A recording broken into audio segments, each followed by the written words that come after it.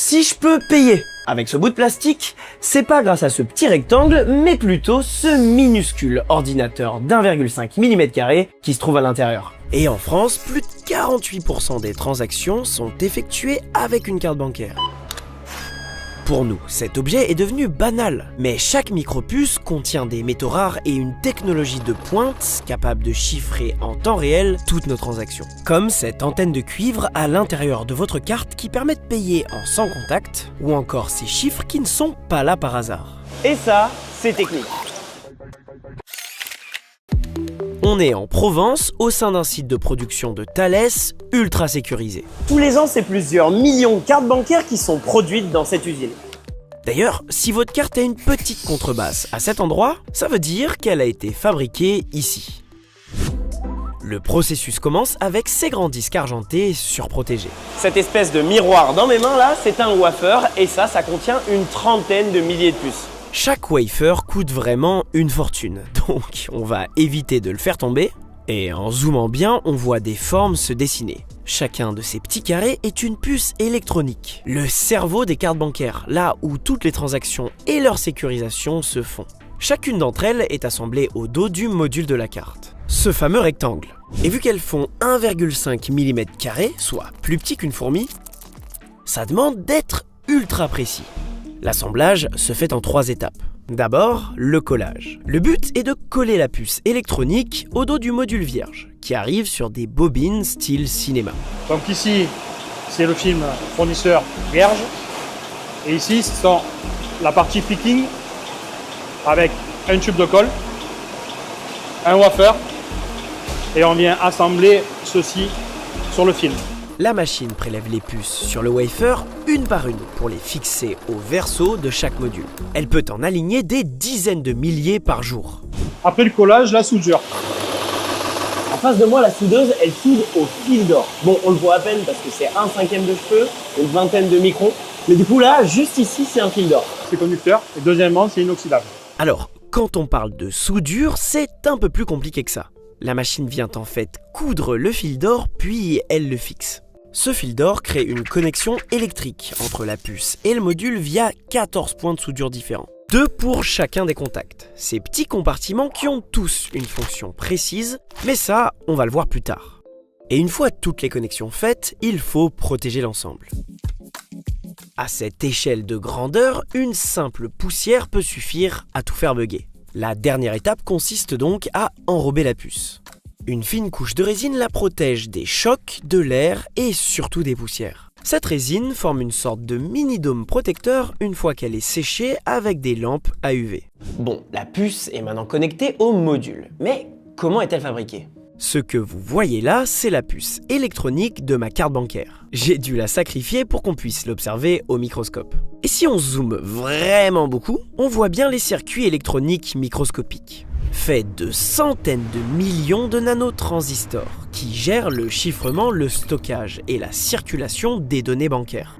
Pour faire simple, un transistor c'est comme une porte qui laisse passer ou non le courant électrique, et donc l'information. Et c'est incroyablement petit. Pour donner un ordre d'idée, un globule rouge mesure environ 7 micromètres, ce qui le rend plusieurs centaines de fois plus grand qu'un transistor. Et si l'être humain arrive à produire de si petites choses, c'est grâce à un procédé de microfabrication appelé gravure.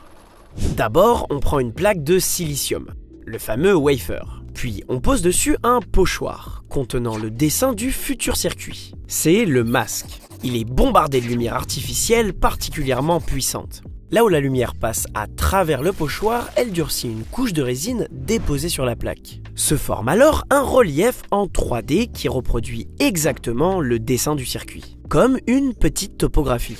Le processus est répété parfois des centaines de fois jusqu'à créer des mini-villes. Et c'est dans ces structures microscopiques que transitent les signaux électriques qui font marcher tous nos appareils.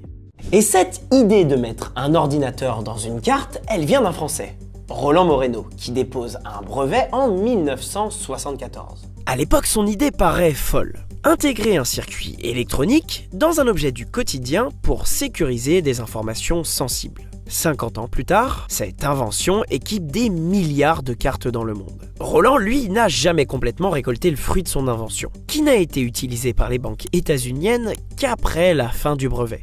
Mais ça, c'est une autre histoire. Revenons à notre carte. Une fois que la puce est connectée à son module, il ne manque plus que le corps de la carte pour les assembler. Des rectangles, souvent en plastique, d'exactement 85,60 mm par 53,98 mm. Et toutes les cartes du monde font cette taille. Pour une raison simple, elle correspond à la taille des lecteurs de cartes. Si on peut payer en sans contact, c'est grâce à ce tout petit fil de cuivre, 120 microns, qui est fabriqué par cette machine. Concrètement, il permet d'émettre et recevoir un signal à une faible distance. Il est lui aussi relié au module de la carte. C'est assez ouf. Cette antenne est entourée par 2 couches de plastique épais et un film protecteur. Elles sont ensuite laminées, c'est-à-dire qu'elles sont pressées à chaud et à froid. On a le cerveau d'un côté, le corps de l'autre, il faut maintenant les assembler. Et là, on a une carte générique. Tous les composants sont à leur place. Il faut maintenant y insérer les données personnelles nécessaires aux transactions bancaires. Et pour ça, l'usine a une unité de production plus sensible que les autres. Derrière moi, c'est la fabrique des secrets. C'est la machine qui personnalise les cartes bancaires. Et si on ne peut pas voir concrètement comment ça marche, c'est parce que justement, c'est confidentiel. Mais on sait quand même que la machine encode la puce avec toutes les informations bancaires du titulaire de la carte, comme son numéro de compte et son identité. Et dernière étape, on ajoute les différents éléments de personnalisation sur le corps de la carte. Des éléments que vous connaissez bien. La date d'expiration, l'hologramme qui permet d'authentifier la carte, le nom du titulaire et surtout le numéro. Un numéro qui a ses petits secrets. Déjà, sachez que le premier chiffre sera un 4 ou un 5 selon votre réseau de paiement. Mais ce qu'il y a de plus fou dans cette série de chiffres, c'est l'algorithme qui les authentifie. La formule de Loon. Prenez votre carte si vous voulez faire le test. On double un chiffre sur 2 en commençant par le premier. À chaque fois, si le résultat dépasse 9, on enlève 9. Ensuite, on additionne les résultats de chacun de ces chiffres doublés avec la somme des autres chiffres. Et si le total tombe sur un multiple de 10, bravo, votre carte est valide. Alors, cette formule, elle ne sert pas à vérifier votre identité. Elle sert surtout à détecter les erreurs de saisie. Un chiffre mal tapé et le paiement est bloqué immédiatement, avant même de contacter la banque, ce qui évite de surcharger les messageries bancaires. Et pour finir sur l'analyse de notre carte bancaire, avez-vous déjà jeté un œil à votre module? Bien qu'ils se ressemblent, tous n'ont pas la même forme. Ces petits compartiments, comme la contrebasse là, sont appelés contacts, et ils ont tous un rôle. Leur place exacte change selon les modules, mais en général, celui en haut à gauche est utilisé pour l'alimentation. Il permet à la puce de s'allumer à chaque utilisation. Au centre, c'est la masse. Il permet de diriger le signal électrique au sein de la puce. À gauche, on trouve aussi l'horloge, ce qui permet de donner un rythme au calcul. Le but, c'est qu'il soit fait dans le bon ordre. Juste en dessous, il y a le reset, qui remet la puce à 0 à chaque début de transaction. Et enfin, les entrées et les sorties, qui sont des canaux de discussion entre le terminal et la carte. Et chacun de ces contacts est connecté via le fil d'or soudé dans l'usine. La carte bancaire a beau être un concentré de nouvelles technologies, elle est déjà en train de se dématérialiser.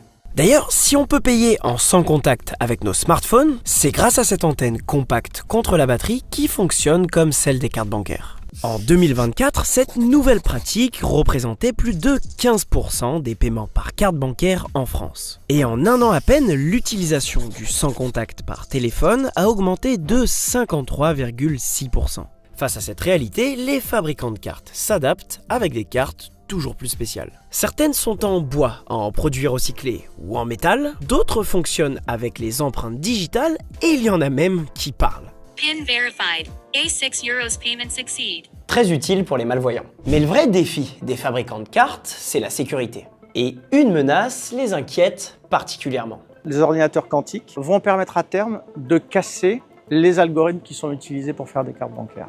Un ordinateur classique mettrait des milliers d'années à deviner la bonne clé de chiffrement d'une carte bancaire. Même pour un hacker très bien équipé, c'est irréaliste. Le problème, c'est que les ordinateurs quantiques ne jouent pas avec les mêmes règles. Grâce à la mécanique quantique, ils peuvent tester énormément de solutions en parallèle, là où un ordinateur classique les teste une par une. Pour certains types de chiffrement, ça change tout.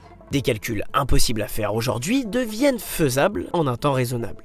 Les industriels développent donc de nouveaux algorithmes de cryptographie post-quantique, capables de résister tout en fonctionnant sur des puces classiques. Les cartes elles-mêmes deviennent aussi plus évolutives, pour pouvoir changer de méthode de chiffrement au fil du temps.